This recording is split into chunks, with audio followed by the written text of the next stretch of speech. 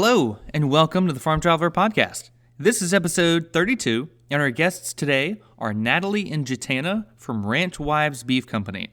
You might know them on Instagram or Facebook. They've got a pretty big following.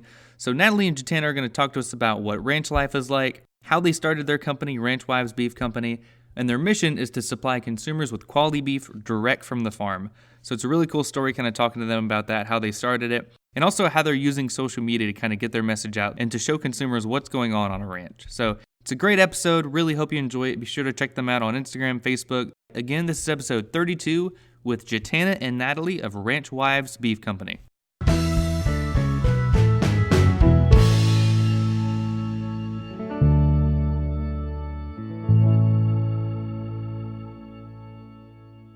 All right. Well, Natalie and JaTanna, welcome to the Farm Traveler Podcast. How are you two doing? We're doing great, Trevor. Thanks for having us. Hey, absolutely. So you two are with Ranch Wives Beef Company, and I found you guys on Instagram. First off, tell me about both of your backgrounds in agriculture, and then after that, we'll kind of touch base on how you started Ranch Wives Beef. So tell us real quick about both of your backgrounds in agriculture. Sure. So I'll go first. I'm Natalie, and I am the Nebraska half of Ranch Wives Beef Company. I kind of feel like that's my new last name. It's not Natalie Kavorik. It's Natalie, the Nebraska half of Ranch Wives Beef Company. But anyway, I was one of those kids that was lucky enough to grow up around agriculture and just kind of be born on a ranch, so exposed to it from the very beginning. So my family runs cattle in Southwest Montana, and we raise registered Hereford. So I spent most of my time in Montana before I met and married my husband, and moved to Nebraska. And here we have a cow-calf operation. And I guess to kind of break it down for listeners who aren't super familiar with the beef industry, there's kind of three different sectors. And JaTanna can add to a little bit because she's kind of like a hybrid or an offset. But typically when you think of the beef industry, you think of one being the seed stock or registered industry, two, the sector of the cow-calf, and then the third would be backgrounding or feedlot. So I grew up on that seed stock or registered, and that basically just means that ranchers are raising cattle for the purpose of advancing genetics, and typically that's done through like supplying breeding males, so like bulls. And so that's what I was really exposed to growing up. And then now I spend most of my time in the cow-calf sector. And that basically just means ranchers maintain a female cow herd and then sell the offspring annually. So I'm definitely more familiar. I had a little bit of exposure growing up to farming growing up. We had wheat and alfalfa hay, and my husband and I do a little bit of farming, but I'm definitely more comfortable with like livestock and cattle and that whole aspect of agriculture. Okay, very cool, very cool. JaTanna, how about you? What was your background? Yeah, so I wasn't as fortunate as Natalie to grow up on a ranch, but Natalie and I have actually known each other since we were 7 years old. We grew up in the same small town in Southwest Montana. And so from a young child, I was running around with Natalie and another friend whose parents had a ranch right outside of town. And so I grew up admiring the lifestyle and, wishing I had the horse of my own and could run around bare feet, chasing kittens and barn cats and all that stuff with Natalie. And so that's where I started off. And then I met my husband in high school, and we've dated since. Natalie's parents actually ranched right across the river from my husband's parents, and he ranches with his dad and his grandpa. And like Natalie said, they have kind of a hybrid of the seed stock and cow-calf operation. What we do is we take embryos and put in our mama cows. So basically, the majority of our mama cows are surrogates for these higher and very sought after genetics, and that goes into breeding programs. And then what's left of our mamas that don't end up with that type of a calf end up with commercial calves. And that is where the cow-calf operation kind of comes in. And that's where we source our Ranch Wives beef out of there. And so my husband, like I said, ranches with his dad and his grandpa. They have been in this industry for generations. My husband is a 6th generation rancher, and then my kiddos would be 7th generation ranchers. So while I'm new to the business, the family is definitely not. I'm from Florida, and so it's, very urban here. I'm on Panama City Beach, so it's right next to the beach. What's life like in Montana? I hear that, it looks beautiful, the landscape, even in Nebraska. What's that been like, kind of growing up in Montana in a very rural state? What's that been like? Yeah, it definitely is. I think an advantage. I love raising my kids here. It's the weather, they say in Montana, if you don't like it, wait 5 minutes and it's going to change. So our seasons are very seasonal. You have summer for, a month, if that, and it's intense summer. And then you've got fall, that can be quick or long. And then we're right into winter. So we have all of the seasons, which I love. And then I also love the small town aspect. Here at the ranch, I'm probably 40 miles from, the nearest Target. So you have to be more intentional about your purchases and your time, because it takes, longer to get to those places and more thought to go about your day as well. But I like that. Right, that's super neat. I like that. Yeah, here in Florida, we've got a Target. There's a Target within 15 minutes and a Target within 20 minutes. So it's it's great, but we kind of take that for advantage, that's for sure. So tell us, how exactly did you two start the Ranch Wives Beef Company? How did you start it? How did that idea kind of get thrown around, and where's it at today? So walk us through that whole process of creating that brand. Well, like a lot of great stories, it wasn't really thought out or part of the master plan, honestly. And like JaTanna said, we've known each other for a long time. So if you had, told us in high school or honestly, even in college and pharmacy school, if this is, where we would find ourselves today at this moment, we probably would have, I think we would have been like, no, I don't think that's right. But thankfully, this is where we are. I know I speak for Jay and I both when I say that, we're really fortunate to be raising our families and just a part of the egg community. But to answer the question and to get back to the point, I think the idea of Ranch Wives Beef Co. really stemmed from both JaTanna and I's, basically our mutual desire to be, one, more connected to like our husband's day to day and spend more time on our operations with our spouses and our children. But two, really to just be more involved in the egg world in general. We both have kids. JaTanna has 3 and I have 2 of the little ones. And I think when you think of ranching and farming, it's really easy to get caught up on, history and legacy. And while that's really important to us and we're really proud of, the generations before us, when you have kids involved, I think ranching and farming almost becomes more your future. And we're really passionate about protecting that future for our children. So I know that we both believe that each generation kind of needs to do their part and step up and contribute to progressing and protecting the egg industry. And so I think Ranch Wives Beef Co. was maybe our way to contribute. Everyone contributes differently. Sometimes it's large and sometimes it's small. And I think we just thought that this is something, that we can do to maybe bring a little added value to our operation, but also more importantly to, spend time on our ranch and advocate for the egg industry and, really contribute more than what our husbands were doing. Gotcha. Yeah, I think just kind of building on agriculture and getting your message out there, I think that's huge, especially now in the social media age. And that's how I found you guys on Instagram. You have a huge following. So what was kind of the idea to get very active on social media and kind of build a presence there? Yeah, we definitely saw the need to step into that social media aspect and use it to our advantage. Unfortunately, today, the disconnect between the consumer and the producer is as great as it has ever been. And so we knew before we even had a product to sell that we needed to start telling our story. And we think it's important not just for producers that are trying to do the direct to consumer marketing, but all producers to get into that social media ring and tell our stories, show the consumer how their beef is raised and that it's raised with care and love and a daily attention. You used to be able to say, like our parents used to be able to say, yeah, we bought our beef from our uncle or our grandpa. Our grandpa was a rancher.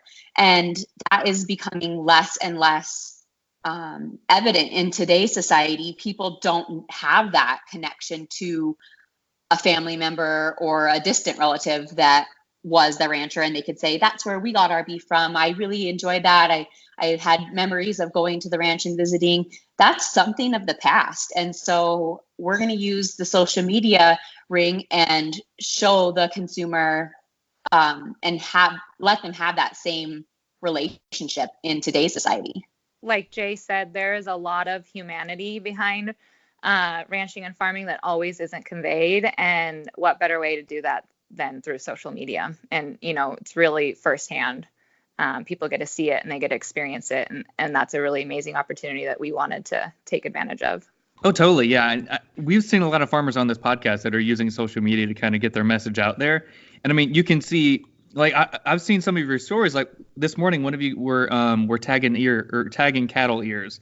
And I mean, that was really cool. I haven't seen that in a very long time. And just the fact that I can see that from the comfort of my own home and seeing what goes into that and seeing how you interact with the livestock, it's super cool. And I think that's really cool that you're bringing that to consumers. Well, thank you. So walk us through the Ranch Wives Beef Company. What are some products you guys sell? What's kind of your reach? Like how many people are kind of going to your store? How are you delivering your products? Tell us about all the products you guys have. Yeah, so we carry most popular cuts of beef. You'll see that some of the cuts are missing from our site because there isn't a huge demand for them yet, but that's something that we want to change. We want to make people familiar with the different cuts of beef because we think that adds to the cooking experience and the experience of eating with your loved ones. We want them to be able to be comfortable cooking up short ribs or hanger steaks, and that adds to the joy of cooking for someone. It adds to the conversation and the connection when you get to share a meal. And so that is our main product on our website. And what we do is package those up at our homes and then ship them nationwide. In about 1 to 2 days, you'll get it on your doorstep, packed in a nice cooler with an insulated liner, dry ice. It comes directly from our ranches to your front door.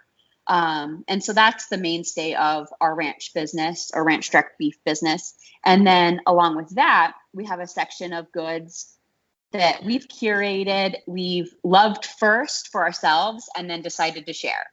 So this includes keychains and like little printables for like a little cowgirl or cowboy's room.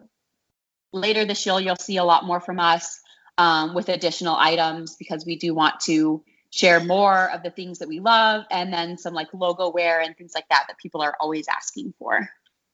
Okay, that's really cool. What would you say are the most popular cuts of meat that consumers are comfortable with cooking?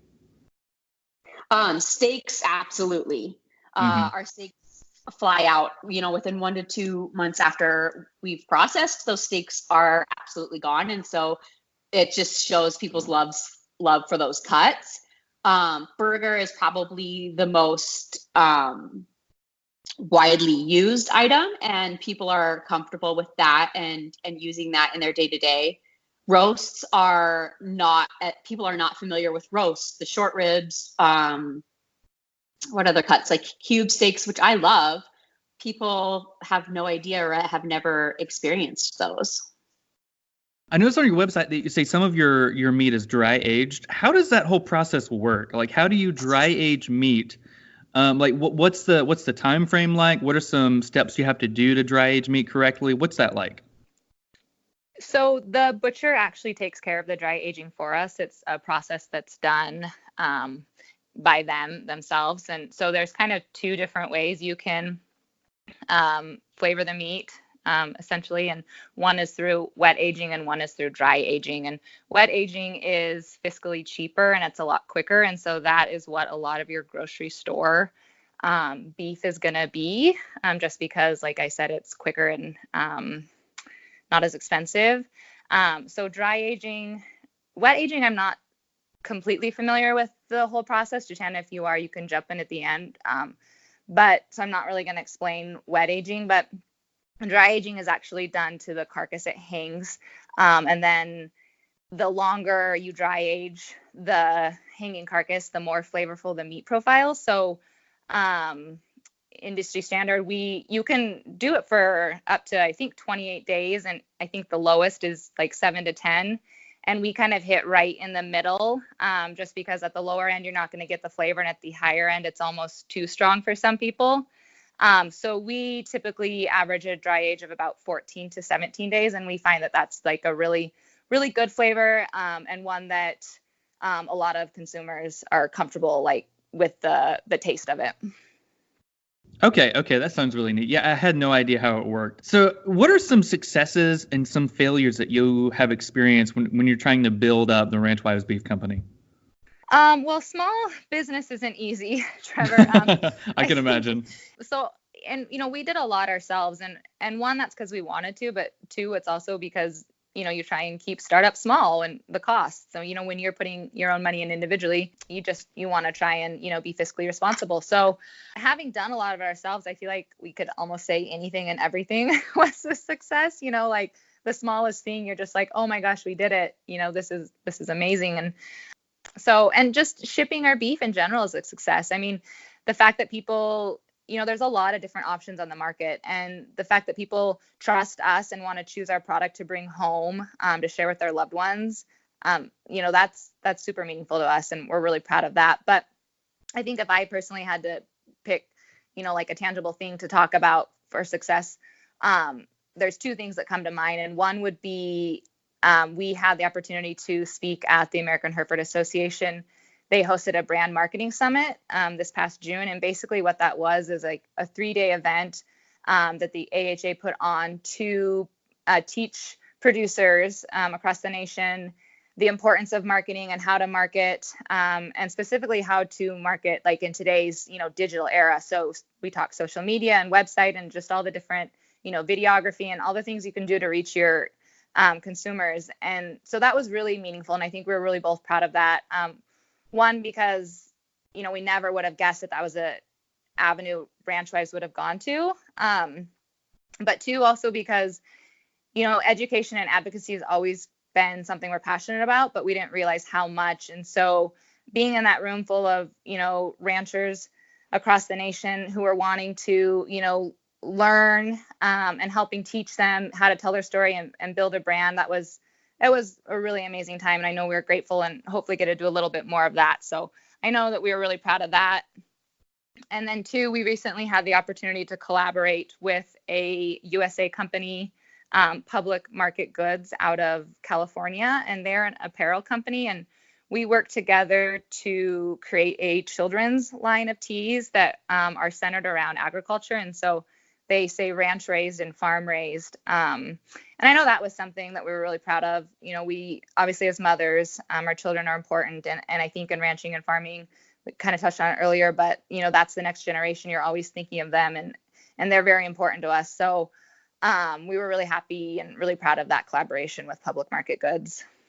Yeah, I'd also like to add that, we started Ranch Wives with the mission to share our family raised beef, but we didn't realize, how many other ranch wives out there and farm wives that we would connect with on a level of, respect and appreciation and kinship, and can talk to them and communicate through that little app. And they brighten our day every day. The relationships that we have made are our lifetime friendships through this little app. And that's something that we didn't expect. So we are grateful for that. That's really cool. Yeah, it seems like you have just this huge community online, just kind of supporting you guys and seeing what y'all are up to. And I'm glad to hear that you guys have had a bunch of success, like making the child t-shirt, speaking at different events. That's really cool to hear. I'm glad about that. So what are some beef misconceptions that you kind of hear about on a daily basis? I know the Ellen DeGeneres thing that happened about a week ago. I know that's probably huge, where she was telling people to eat less beef. So what are some big beef misconceptions that you guys see that kind of drive you nuts? Yeah, definitely. That was, it's honestly a shot to the heart because it really hits home. Um, Basically, telling us that our livelihood and the product that we are raising with our own two hands, our entire family, is detrimental to the environment. And my gosh, if that couldn't be further from the truth, it's disheartening, right? US ranchers and producers are 10 to 50 times more economical or let's say sustainable than other countries. And so I really, it really saddens us to hear that when we are making strides every day to be more sustainable and actually regenerative. Cattle can do wonders for the environment. And to look out my window right now, I see blue skies and green grass. I don't think that Ellen can say the same. I've probably got 1,000, not individually, but there's probably 5 families around us ranching and over 1,000 cows. And so within 10 miles, there's blue skies and green grass. And Ellen definitely can't say the same. Yeah, I think that, I mean, Ellen's little video touched on 2 things that I think are probably 2 of the big misconceptions. And one of them was that meat isn't healthy for you, she said, and the other one that meat isn't good for the environment. And both of those, couldn't be further from the truth. Beef is one of our favorite proteins to feed our family. And I think they call it like is it the Big 10, Jay? Yes. Yep. Yeah. And so it has like 10 essential vitamins, and it's an excellent source of protein, and it has a really low caloric, like when you're comparing it across the line to other proteins. And so, I mean, that in and of itself, her statement was wrong and a misconception. And then I think people's belief that cattle are harming the environment is a huge one. And I kind of just did a post on this the other day that touched on like when cattle are managed properly, the benefit they have to grass growth and healthy regenerative plant regrowth is amazing. And so they're actually an amazing tool to help promote. And they're a huge benefit to the environment. And I think that's a huge misconception regarding cattle. Yeah, I agree with your points, and especially that you said that Ellen lives in a city and there's probably not a lot of green grass, not blue skies, a lot of car pollution, and yet they're the ones lecturing middle of America that their careers are not good enough for the environment. And I totally agree that the average farmer does more for the environment than a typical person does. So the fact that those misconceptions are still going on is just preposterous. So y'all kind of touched base on it earlier. What are your thoughts right now on the farmer-consumer relationship? I mean, y'all said that the consumer is very far removed from the actual farm. But what is that relationship like? What are some things that farmers can do? And also, what are some things that consumers can do to better kind of get their information from reliable sources about how their food is made? I think that showing up daily on the social media apps and showing our day-to-day is the greatest steps that we can take individually if we're not out in the trenches talking to the consumer, because the consumer is going to come to us, right? They can't come to us physically, they can't come to Montana, but they can see what we are doing on a day-to-day basis through our sharing. And so we are huge advocates for other producers out there to show up daily, show the consumer how their animals are treated, and really open up those lines of communications. We love questions. We love, why do you do that? Or, this is what I heard on the TV today, but what's your opinion on this? What do you see, and what are you doing within your operation? And so the communications back and forth, we want consumers to know that they can ask us those questions. We're not afraid of the hard questions. What you do when a cow's down, all of those tough things that maybe could be misconstrued. I think Natalie may have hit this on one of the stories in the last couple of days, is that videos that we take as consumers can be twisted in quite a way by just setting different lighting and different music, and a downed cow that we're just trying to coax up in a gentle way can be completely misconstrued. And so us showing up day to day, showing those true stories, hopefully can overshine all of the bad that is being shown out there. Kind of, you're talking about those animal videos where they've kind of taken your content and kind of skewed it to where it could be possible negatives, or even have you had people, I've heard from TDF Honest Farming on Instagram, he had a guy that interviewed to work on his ranch and he got denied. And then all of a sudden this guy was going on his Facebook and just bashing Derek and all of his cows. So have you had any close encounters with activists or stuff like that? We fortunately haven't. Sometimes I think Derek's really, his main platform, I know he has a lot of followers on Facebook, and I think depending on which social media platform you're on, like Twitter or Instagram or Facebook or YouTube, I think that there's I've heard from other people who are more active on other platforms that the following basis is a little bit different and the attitudes and the energy are sometimes a little bit different. So, we right now have just focused on Instagram itself. And thankfully we just been, kind of welcomed, and we have a really great supportive community, if anything. And so, we're thankful for that. But well, that's definitely a plus. I'm glad you haven't had that experience yet. That's really good. So long term, what would you say are the goals for Ranch Wives Beef Company? Yeah, and Ranch Wives Beef Company started off as, a way for us to further involve ourselves in our operations and help our family grow and our operations add an extra value. And right now that's manageable. The amount of beef that we're putting out is manageable and it brings joy to us. And so we want to try to continue that steady growth, but nothing too wild that, puts us into just shipping beef. Like that's not really, what we want to be doing from sun up to sundown, because we do enjoy involving our family, going and checking the cows, being involved in the day-to-day of the ranching. And we would never want to pull ourselves from that, because that was the initial motivation into going to that. So goals in the future are probably involving more of our community and stepping off of the ranch and showing our community what we're doing on the ranch and what products we have. And so, for instance, this summer we were involved in providing beef for our little rodeo here in Montana, and a few pop-ups. And that's something Natalie has gone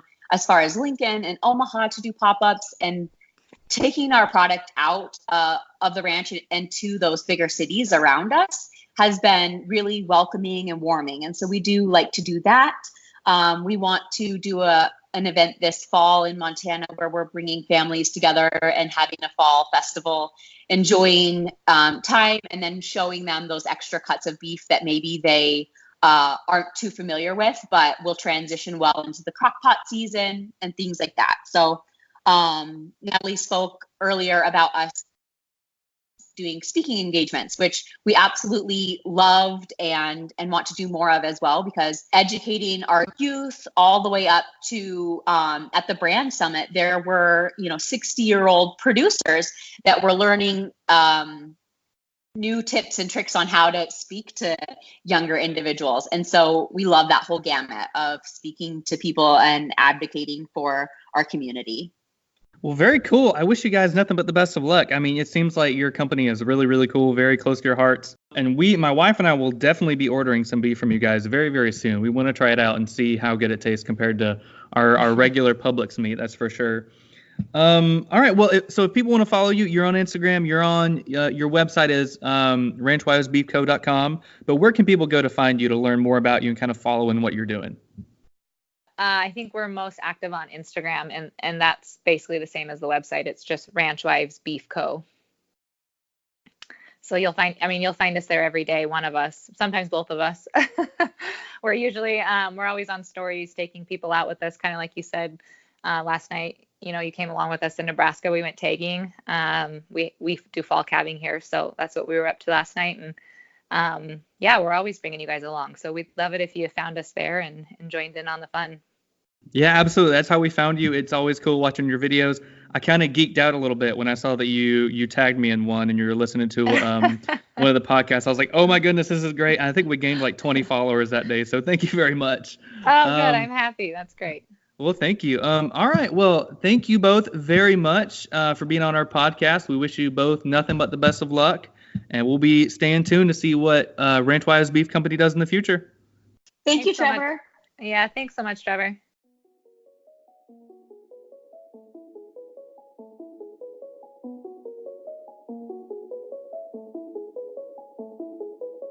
Hope you enjoyed this episode with Natalie and JaTanna. Be sure to check them out on ranchwivesbeefcompany.com.